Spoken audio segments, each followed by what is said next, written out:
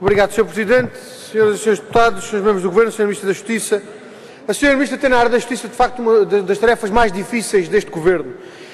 Não só porque foram muitas as más opções dos anteriores governos do Partido Socialista, mas também porque, em muitos casos, essas más opções foram acompanhadas pelo PSD e pelo CDS. Aliás, a Sra. Ministra acabou de referir na sua intervenção um caso que é gritante de uma dessas más opções, em relação à lei do processo de inventário, e a verdade é que, como a Sra. Ministra sabe, essa lei foi aprovada na Assembleia da República com o apoio do PS e das bancadas da direita.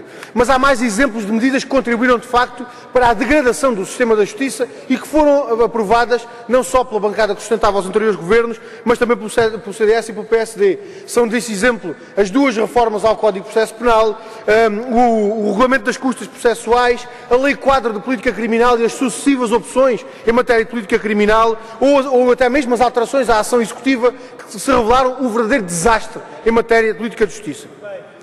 Ora, a tarefa que a Sra. Ministra tem a seu cargo é, de facto, uma tarefa difícil, porque nós temos hoje uma justiça de classe que impede os cidadãos mais pobres de exercerem os seus direitos nos tribunais porque não podem suportar os custos com a justiça, e uma justiça de classe que deixa impunes os mais ricos e poderosos, particularmente nos domínios da criminalidade económica, da corrupção e da criminalidade organizada.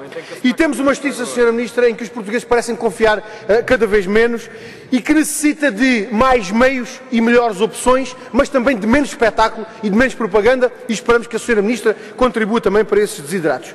E é por isso fundamental que a Sra. Ministra possa hoje clarificar aqui alguns aspectos vagos e imprecisos do programa de governo e outros aspectos que não se encontram no programa de governo. É, por exemplo, preciso que a Sra. Ministra explique hoje se vai ou não tornar a justiça mais acessível aos cidadãos, reduzindo as custas e os custos com a justiça e garantindo um sistema de apoio judiciário acessível àqueles que dele necessitam e garantindo o pagamento, obviamente, também a tempo e horas aos advogados que prestam esse serviço.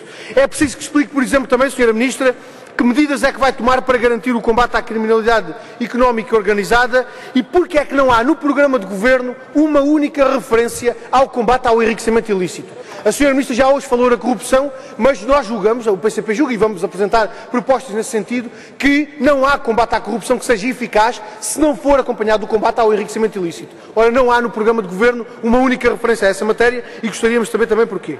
Sra. Ministra, gostaríamos ainda de saber também de que meios é que vai dispor o Ministério, não só em termos de meios humanos, mas sobretudo, e vou concluir, sobretudo em termos orçamentais, qual vai ser o impacto das medidas de restrições que vão ser impostas no âmbito da política de justiça, porque obviamente, Sra. Ministra, sem ovos não se fazem omeletes e, portanto, com um orçamento mais reduzido não há política de justiça eficaz. Por último, e para concluir mesmo, Sr. Presidente, gostava, Sra. Ministra, de solicitar um esclarecimento relativamente a questões que têm a ver com o Tribunal de Contas. Porque é que o Governo pretende impedir os efeitos financeiros antes do visto do Tribunal de Contas apenas nas parcerias público-privadas e não em todos os contratos de valor relevante? E o que é que significa, Sra. Ministra, privilegiar a função fiscalizadora do Tribunal de Contas em contraste com a sua função judicial? Julgamos que estas são questões, tendo em conta a exiguidade do tempo, são questões que merecem algum esclarecimento neste debate sobre o programa.